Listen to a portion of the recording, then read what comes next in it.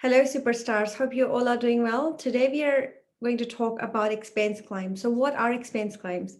So, if you are a business owner with staff members and if they spend something for business um, from their personal pocket and they want you to reimburse it, or if you don't have a staff, but you are under a company structure, where there's your identity is completely different to the business, if you spend money for business from your personal pocket, you want to make sure you keep a tab on that so you can get that reimbursement back from the business.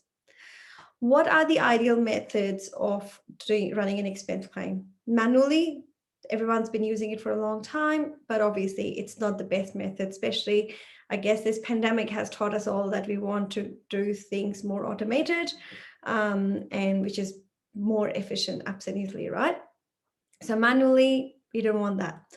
Then there's two automated methods that I'm going to share with you all, which are something that I have used and I do recommend to my clients.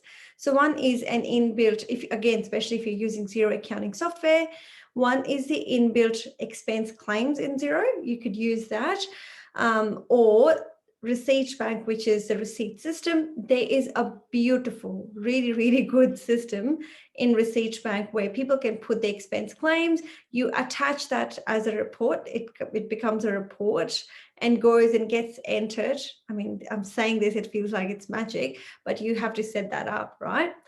And anyway, so it all kind of becomes one bill. So for example, if one of the staff member has spent at Officeworks, at Bunnings, and say 4 other places, but the way it comes into your accounting software is one bill, which you then pay like any other supplier bill at the end of the month or whenever is your payment cycle. Just makes it really, really easy. Also, you have all the invoices, right? If your bookkeeper keeps annoying you saying, hey, you paid that guy $500, where's the receipt? So if you follow a good process, whether it's manual, if that's working for you, wow, that's great, as long as there's a process. So expense claim either manually, Xero expense claims are a great system as well.